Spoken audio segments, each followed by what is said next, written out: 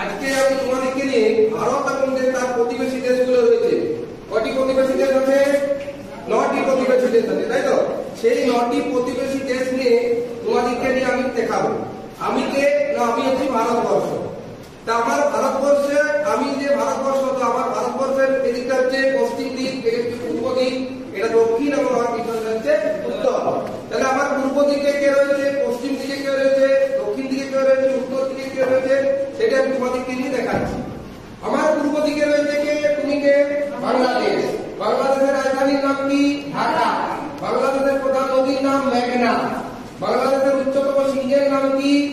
কেউ কারগার। তুমি কে? না, মায়ানমার, তাই তো? মায়ানমারের উচ্চতম শৃঙ্গের নাম কি? কাকামরাজি। মায়ানমারের প্রধান নদীর নাম কি? ইরাবতী। মায়ানমারের রাজধানীর নাম কি? নেপালগাঁও। তুমি কে? তুমি হচ্ছে শ্রীলঙ্কা, তাই তো? শ্রীলঙ্কার রাজধানীর নাম কি? কলম্বো। শ্রীলঙ্কার প্রধান নদীর নাম হচ্ছে মহাবলী গঙ্গা। তুমি কে? মালদ্বীপ। মালদ্বীপের রাজধানীর নাম কি? মালে। ঠিক আছে, এরপর চলে যাবো কি আমার প্রতিবেশী দেশ, আমি ভারতবর্ষ। এর চলে যাবো পশ্চিম দিক। পশ্চিম দিকে তুমি কে? পাকিস্তান। পাকিস্তানের রাজধানীর নাম কি? ইসলামাবাদ। পাকিস্তানের উচ্চতম শৃঙ্গের নাম কি? তিরিচিমি। পাকিস্তানের প্রধান নদীর নাম কি? সিন্ধু। এরপর চলে যাবো আরেক প্রতিবেশী দেশের নাম আমার পশ্চিম দিকে, আফগানিস্তান। আফগানিস্তানের রাজধানীর নাম কি? কাবুল। আফগানিস্তানের প্রধান নদীর নাম কি? হেলমন্ড। ঠিক আছে, এরপর চলে যাবো আমার উত্তরের প্রতিবেশী যে দেশগুলো আছে সেইগুলোকে। আমার প্রথম উত্তরের প্রতিবেশী দেশ হচ্ছে নেপাল। নেপালের রাজধানীর নাম কি? কাঠমান্ডু। নেপালের প্রধান নদীর নাম কি? নেপালের উচ্চতম শৃঙ্গের নাম কি?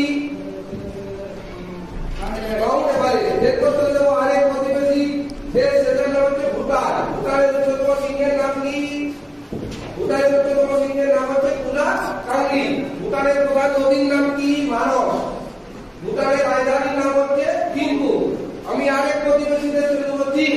চীনের রাজধানীর নাম হচ্ছে বেজিং।